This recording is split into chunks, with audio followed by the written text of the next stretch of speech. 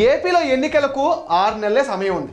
అటు ఇటుగా మారేందుకు పెద్దగా టైం లేదనే చెప్పాలి. ఇటువంటి సమయంలో వైసీపీ అధినేతకు పాత కేసుల ఉచ్చు బిగుసుకుంటుంది. జగన్ అక్రమాస్తుల కేసుల విచారణ హైదరాబాద్ నుంచి వేరే రాష్ట్రానికి బదిలీ చేయాలని కోరుతూ వైసీపీ రెబెల్ ఎంపీ పిటిషన్ వేశారు. సుప్రీంకోర్టులో ఉన్న ఆ పిటిషన్ శుక్రవారం విచారణకు రానుంది. జస్టిస్ సంజీవ్ ఖాన్, జస్టిస్ భట్టీలతో కూడిన ధర్మాసనం ఈ పిటిషన్ని విచారించింది. జగన్ పైన సిబిఐ నమోదు చేసిన 11 కేసుల్లో ఇప్పటి వరకు 3041 సార్లు వాయిదా పడ్డాయన్న విషయాన్ని రఘురామ పిటిషన్లో పెట్టారు. ఈ కేసులో విచారణ త్వరగా జరిపి నిందితులను శిక్షించాలన్న ఉద్దేశం సిబిఐలో కనిపించడం లేదని ఆరోపించారు రఘురామ.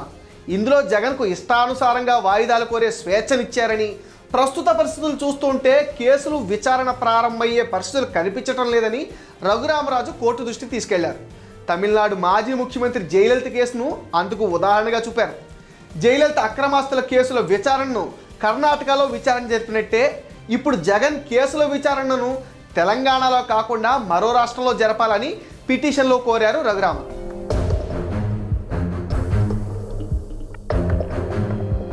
ప్రస్తుతం జగన్ అక్రమాస్తుల కేసుతో రఘురామ సుప్రీం తలుపు తట్టడం రాజకీయ వర్గాల్లో హాట్ టాపిక్గా మారింది. జగన్ కేసుల విషయంలో విచారణ జాప్యం మీద సుప్రీంకోర్టు ఎలాంటి నిర్ణయం తీసుకుంటుందా అన్న ఆసక్తి సర్వత్రా ఉంది. పిటిషనర్ ఎంపీ రఘురామ కోరినట్టుగా వేరే రాష్ట్రానికి ఈ కేసుని బదిలీ చేసే అవకాశాలు ఉన్నాయా, ఒకవేళ ఉంటే ఏ రాష్ట్రానికి ఈ కేసుని బదిలీ చేసే అవకాశం ఉంది అన్న దానిపైన జోరుగా చర్చలు జరుగుతున్నాయి. సుప్రీం ఈ కేసు పైన అడిగే ప్రశ్నలకు సిబిఐ ఎలాంటి సమాధానం ఇవ్వనుంది, ఎందుకు విచారణ ఇంత ఆలస్యం అవుతుందంటే ఏం చెప్పనుంది అన్నది ఆసక్తికరంగా మారింది. జగన్ మీద మొత్తం 32 ఛార్జ్షీట్లు ఉన్నాయి. 43,000 కోట్ల రూపాయల అవినీతి కేసులో ఈడీ 1,000 కోట్ల రూపాయలు సీజ్ చేసింది.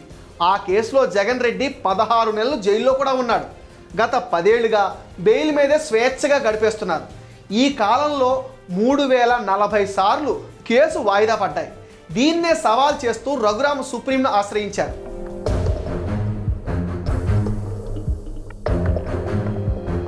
కేసులో సుప్రీం ఎలాంటి నిర్ణయం తీసుకున్నా అది జగన్కి ఇబ్బందికరమైన పరిస్థితే అనే వాదనలు వినిపిస్తున్నాయి. ఈ కేసు మరో రాష్ట్రానికి బదిలీ చేసినా, సిబిఐ కోర్టు విచారణకు జగన్ రావాల్సిందేనని నోటీసులు ఇచ్చినా జగన్ రెడ్డికి ఇబ్బందే.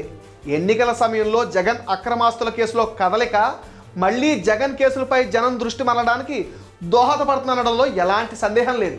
స్కిల్ కేసులో చంద్రబాబు గొప్పతనంపై జనంలో చర్చ జరిగింది. అదే జగన్ అక్రమాస్తుల కేసులో కదలిక వస్తే మాత్రం జగన్ అక్రమార్జన, ఫిట్ ప్రో, అరెస్ట్ వంటి అంశాలపై జనంలో చర్చ జరుగుతుందని విశ్లేషకులు అంటున్నారు. దీంతో కేసులో ఎలాంటి కదలిక వచ్చినా జగన్ ప్రతిష్టకు భంగం వాటిల్లడమే కాకుండా ప్రతిపక్షాలకు ఒక ఆయుధంగా మారుతుంది. అసలే చంద్రబాబు అక్రమ అరెస్టుతో తెలుగుదేశం శ్రేణులు ఇప్పటికే పదే జగన్ కేసులను ప్రస్తావిస్తున్నాయి.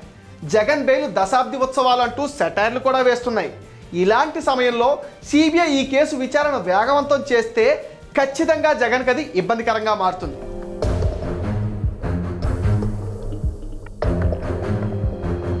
ఇప్పటికే ముందస్తు సర్వేలు, ప్రజాభిప్రాయాలతో వైసీపీ ఓటమి ఖరారైనట్టేని నివేదికలు బయటకు వస్తున్నాయి.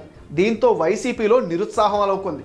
సీఎం జగన్మోహన్ రెడ్డి పార్టీ నేతల్లో ఉత్సాహం నింపేందుకు రకరకాల ప్రయత్నాలు చేస్తున్నా విపక్షాల జోరు ముందు అవేమీ అనడం లేదు.